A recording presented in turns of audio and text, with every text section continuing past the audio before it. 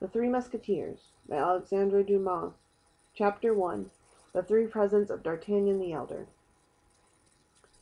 On the first Monday of the month of April, 1625, the market town of Meung, in which the author of the Romance of the Rose was born, appeared to be in a perfect state of revolution, as if the Huguenots had just made a second La Rochelle of it.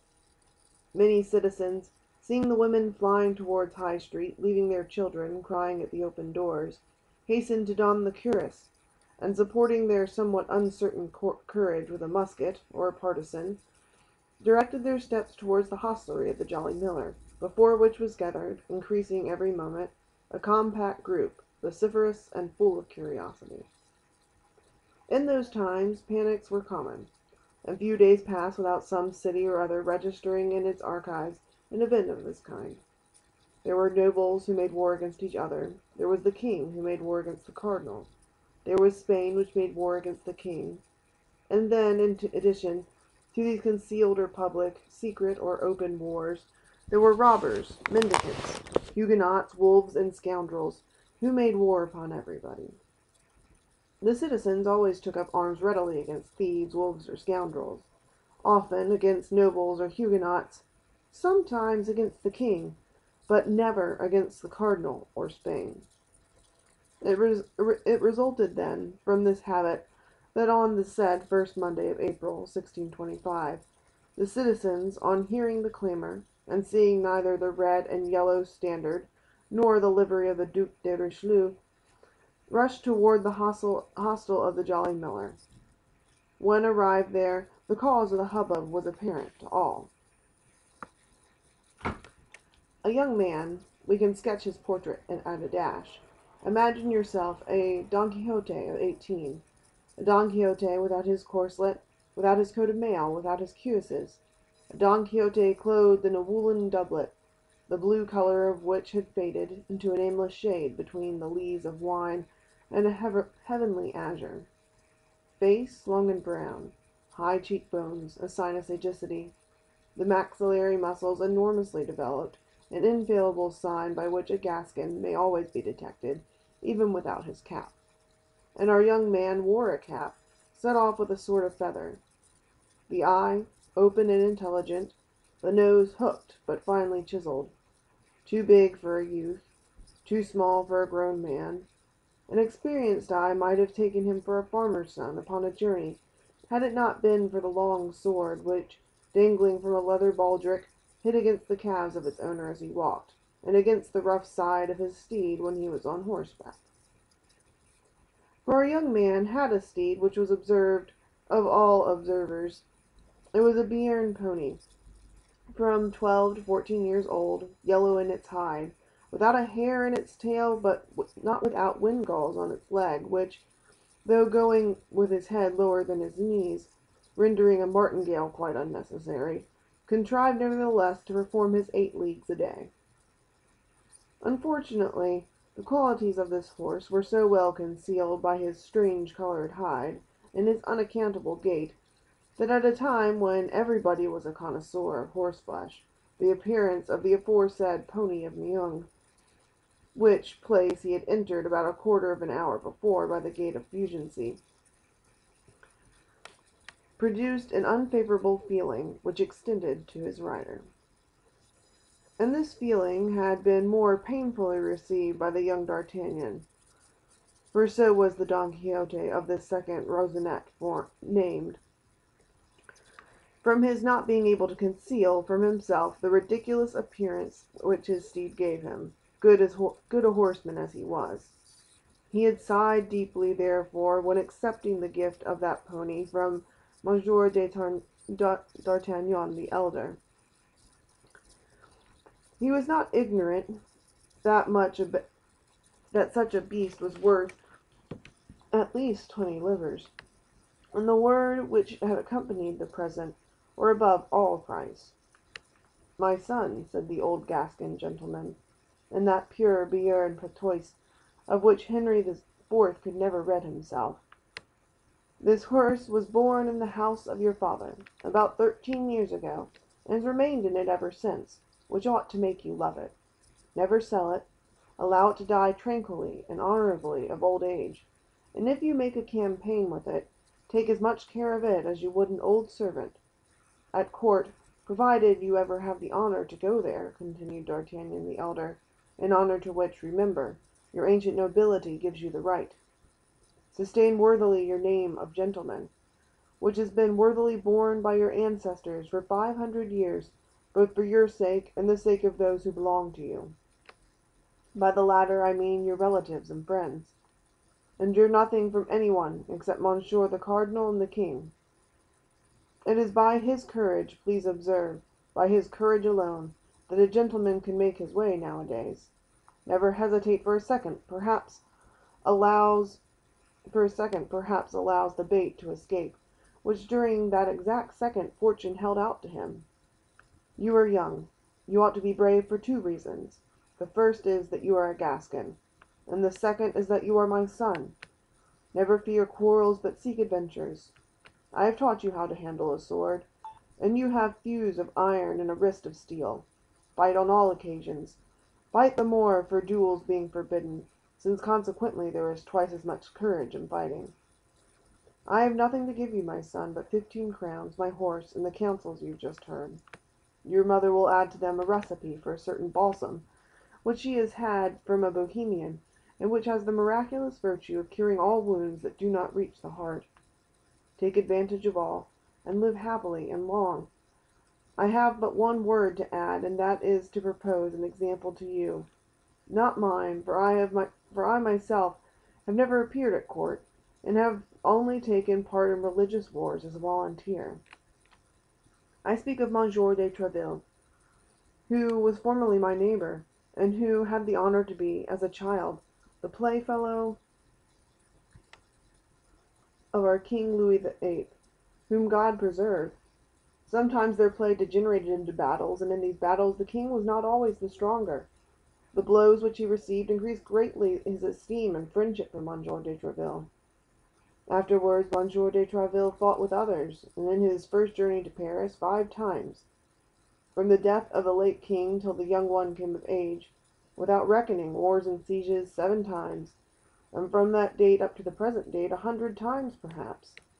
So that in spite of edicts, ordinances, and decrees, there he is, captain of the Musketeers, that is to say, chief of a legion of Caesars, whom the king holds in great esteem, and whom the cardinal dreads. He who dreads nothing, as it is said. Still further, Monsieur de Treville gains 10,000 crowns a year. He is therefore a great noble. He began as you begin. Go to him with this letter, and make him your model, in order that you may do as he has done." Upon which Monsieur d'Artagnan, the elder, girded his own sword round his son, kissed him tenderly on both cheeks, and gave him his benediction.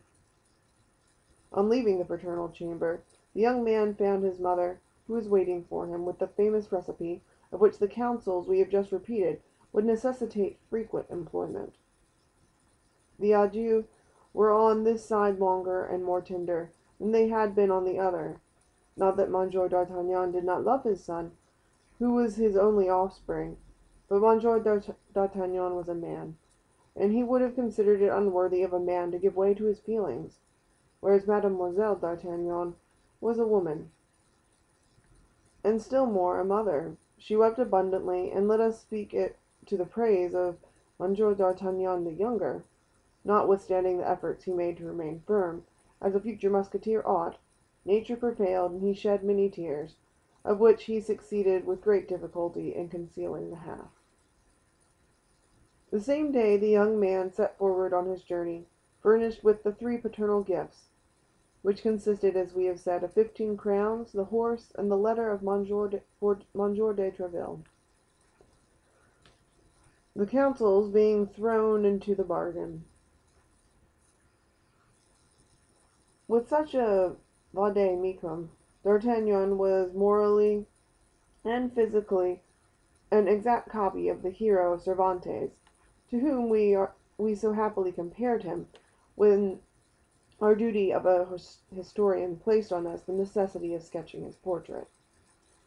Don Quixote took windmills for giants, and sheep for armies. D'Artagnan took every smile for an insult, and every look as a provocation, whence it resulted that from Tarbes to Meung his fist was constantly doubled, his hand on the hilt of his sword, and yet the fist did not descend upon any jaw, nor the sword issue from its scabbard. It was not that the sight of the wretched pony did not excite numerous smiles on the countenances of passers-by, but as against the side of this pony rattled a sword of respectable length, and as over this sword gleamed an eye rather ferocious than haughty, these passers-by repressed their hilarity, or, if hilarity prevailed over prudence, they endeavored to laugh only on one side, like the masks of the ancients. D'Artagnan, then, remained majestic and intact in his susceptibility, till he came to the unlucky city of Meung. But there, as he was alighting from his horse, at the gate of the Jolly Miller, without any one, host, waiter, or hostler, coming to hold his stirrup or take his horse, D'Artagnan spied, though through an open window on the ground floor, a gentleman, well made and of good carriage, although of rather a stern countenance, talking to two persons who appeared to listen to him with respect. D'Artagnan fancied quite naturally, according to his custom, that he must be the object of their conversation, and listened. This time D'Artagnan was only in part mistaken. He himself was not the question, but his horse was. The gentleman appeared to be enumerating all his qualities to his auditors, and as I have said, the auditors seemed to have great deference for the narrator. They every moment burst into fits of laughter. Now, as a half-smile was sufficient to awaken the irascibility of the young man, the effect produced upon him by this vociferous mirth may be easily imagined. Nevertheless, D'Artagnan was desirous of examining the appearance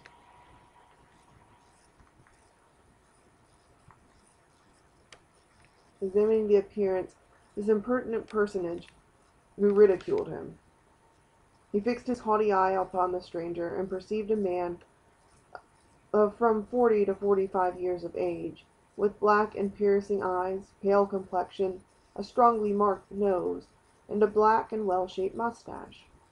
He was dressed in a doublet and hose of violet color, with aiguillettes of the same color, without any other ornaments than the customary slashes through which the shirt appeared. This doublet and hose, though new, were creased like traveling clothes, and for a long time packed in a portmanteau. D'Artagnan made all these remarks with a rapidity of the most minute observer, and doubtless from an instinctive feeling that this stranger was destined to have a great influence over his future life. Now, as at the moment in which D'Artagnan fixed his eyes upon the gentleman in the violet doublet, the gentleman made one of his most knowing and profound remarks respecting the Bearnese pony. His two auditors laughed even louder than before, and he himself, though contrary to his custom, allowed a pale smile, if I may be allowed such an expression, to stray over his countenance. This time there could be no doubt. D'Artagnan was really insulted. Full, then, of this conviction, he pulled his cap down over his eyes, endeavoring to copy some of the court airs he had picked up in Gascony among young traveling nobles. He advanced with one hand on the hilt of his sword, and the other resting on his hip. Unfortunately, as he advanced, his anger increased at every step, and instead of the proper and lofty speech he had prepared as a prelude to his challenge, he found nothing at the tip of his tongue but a gross personality, which he accompanied with a furious gesture. "I say, sir, who are you hiding yourself behind that shutter? Yes, you, sir, tell me, what are you laughing at, and we will laugh together." The gentleman raised his eyes slowly from the nag to the cavalier, as if he required some time to ascertain whether it could be him that such strange reproaches were addressed. Then, when he could not possibly entertain any doubt of the matter, his eyebrows slightly bent, with an accent of irony and insolence impossible to describe, he replied to D'Artagnan, "I was not speaking to you, sir." "But I am speaking to you," replied the young man, additionally exasperated with this mixture of insolence and good manners, of politeness and scorn.